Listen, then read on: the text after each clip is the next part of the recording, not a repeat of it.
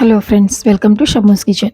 ఇవాళ జంతికలు చేస్తానండి. చక్రాలు చాలా సింపుల్గా, చాలా ఈజీగా చేసుకునే విధంగా కరెక్ట్ మెజర్మెంట్స్తో ఇవి చాలా రోజుల వరకు స్టోర్ కూడా చేసుకోవచ్చండి.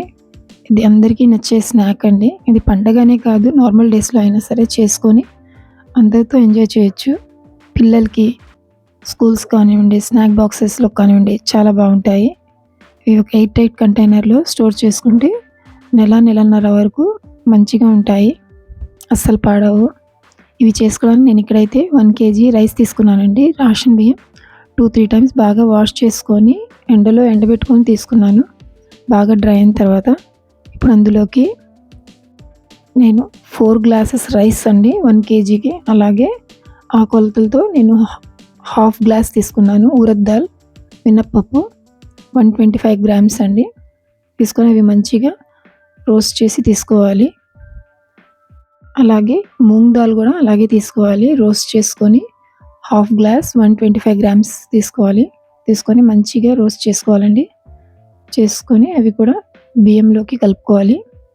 వాటితో పాటు నేను ఇక్కడ హాఫ్ గ్లాస్ చనా దాల్ కూడా తీసుకున్నాను. పుట్నాలు అంటారు కదా, రోస్టెడ్ చనా దాల్, ఇవి పుట్నాలు కూడా తీసుకోవాలి. ఇవి వెయిట్లో వచ్చేసి 80-100 గ్రామ్స్ ఉంటాయండి. తీసుకొని అవన్నీ కలిపేసేసి ఇవి మరకి పట్టించాలి. పిండి పట్టించిన తర్వాత ఇదంతా ఒకసారి పిండిని బాగా కలుపుకోవాలి. కలుపుకున్న తర్వాత ఇందులోకి 1 టేబుల్ స్పూన్ వాముని వేసుకోవాలి. అలాగే 3 టేబుల్ స్పూన్స్ నువ్వులు వేసుకోవాలండి, పచ్చి నువ్వులు. 2 టేబుల్ స్పూన్స్ కారం, లేకపోతే మీకు ఇంకొంచెం కారం కావాలనుకుంటే కొంచెం కలుపుకోవచ్చు. అలాగే 1 టేబుల్ స్పూన్ సాల్ట్ వేసుకుంటున్నాను. సాల్ట్ వేసుకొని ఒకసారి మొత్తం కలుపుకొని అందులోకి 1/2 టీ స్పూన్ ఇంగువ వేసుకుంటున్నానండి. ఇంగువతో మంచి టేస్ట్ వస్తుంది, డైజెషన్ కూడా బాగుంటుంది. అలాగే ఇప్పుడు ఇందులోకి 80-100 గ్రామ్స్ వరకు బటర్ని తీసుకున్నానండి.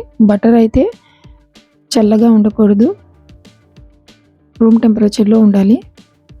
తీసుకొని ఇవన్నీ కూడాను బాగా కలుపుకోవాలండి. పిండి ఇందులో బటర్ ఎక్కడా కూడాను ముద్దల్లాగా ఉండకుండా పిండి మొత్తం కలిసేటట్లుగా కలుపుకోవాలి. బాగా లమ్స్ ఏమి లేకుండా, ఉండలేమి లేకుండా చక్కగా కలుపుకోవాలి. మేము ఒకసారి ఉండకట్టితే కొంచెం ఉండకట్టినట్లుగా ఉండాలి. అలా కలుపుకున్న తర్వాత పిండి మొత్తం పక్కన పెట్టేసుకొని నేను ఇక్కడ 3 పార్ట్స్ చేసి తీసుకున్నానండి.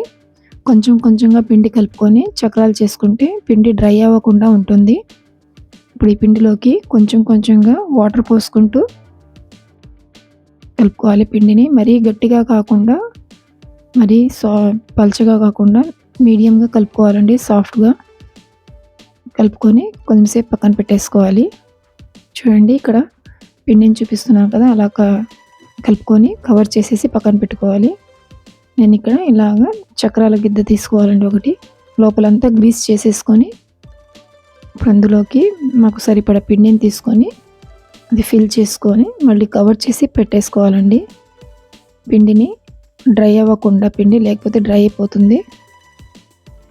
మేము ఎప్పుడు తీసుకున్నా సరే పిండి ఒకసారి బాగా కలుపుకొని పిండి ముద్దని తీసుకోవాలి. అలాగే అది ఫిల్ చేసుకొని పక్కన పెట్టుకొని ఒక స్టవ్ ఆన్ చేసుకొని కడాయి తీసుకొని కడాయిలో డీప్ ఫ్రైకి సరిపడా ఆయిల్ వేసుకోవాలండి. ఆయిల్ బాగా వేడి అయిన తర్వాత ఫ్లేమ్ని మీడియంలో పెట్టుకొని ఇప్పుడు అందులోకి జాగ్రత్తగా కేర్ఫుల్గా చక్రాలని వేసుకోవాలి.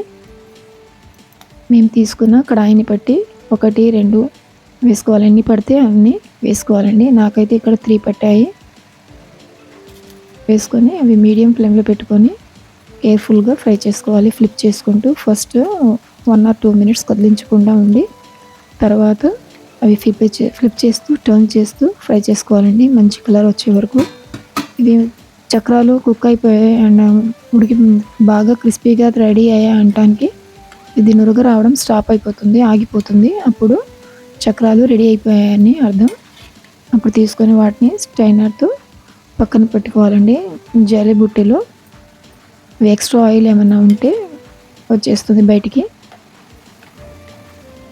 ఇలాగే అన్నీ కూడాను మేము ఫ్రై చేసుకోవాలండి చక్రాల్ని. ఇది కరెక్ట్ మెజర్మెంట్స్తో మేము చేసుకుంటే చాలా బాగా వస్తాయండి. చాలా గుల్లగా వస్తాయి, చాలా టేస్టీగా కూడా ఉంటాయి.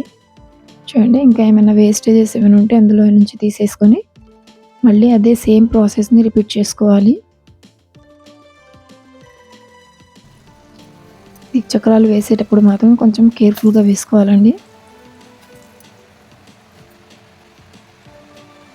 అన్నీ ఇలాగే వేసుకుంటూ ప్రిపేర్ చేసుకోవచ్చు. ఇక్కడ చూపించిన మెజర్మెంట్స్ ప్రకారం చేసుకుంటే చాలా బాగా వస్తాయి. ట్రై చేయండి. ఇవి మంచి స్నాక్ కూడాను.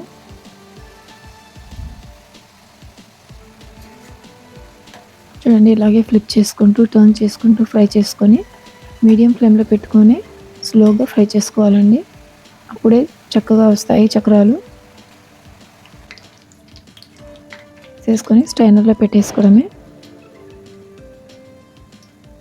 1 కేజీతో చాలా ఈజీగా చాలా త్వరగా చేసేసుకోవచ్చు అండి. చూడండి, ఇలాగా జాలి బుట్టలు తీసుకొని పక్కన పెట్టుకోవాలి. అన్నీ కూడా చెప్పిన మెజర్మెంట్స్తో చేసుకుంటే అన్నీ ఒకే రకంగా వస్తాయండి. చాలా క్రిస్పీగా, చాలా టేస్టీగా. చూడండి, ఇప్పుడు నేను మీకు తుంచి చూపిస్తున్నాను. చాలా సాఫ్ట్గా వచ్చాయి, చాలా క్రిస్పీగాను, చాలా బాగుంటాయండి. తప్పకుండా ట్రై చేయండి. ఇవి మేము స్టోర్ చేసుకోవడానికి కూడా చాలా బాగుంటాయి. 1 మంత్ కన్నా ఎక్కువగానే ఉంటాయండి, అసలు పాడవవు. అందరికీ ఇష్టమైన స్నాక్ అండి. ఈ పక్కా మెజర్మెంట్స్తో మీరు కనుక ట్రై చేస్తే చాలా బాగా వస్తాయండి. మీ అందరికీ వీడియో నచ్చితే లైక్ చేయండి, ఫ్యామిలీ అండ్ ఫ్రెండ్స్తో షేర్ చేసుకోండి. ట్రై చేసిన తర్వాత ఎలాగొచ్చిందో కామెంట్ చేయండి. మరిన్ని సింపుల్ అండ్ ఈజీ రెసిపీస్ కోసం మా ఛానల్ని సబ్స్క్రైబ్ చేసుకోండి. Thank you.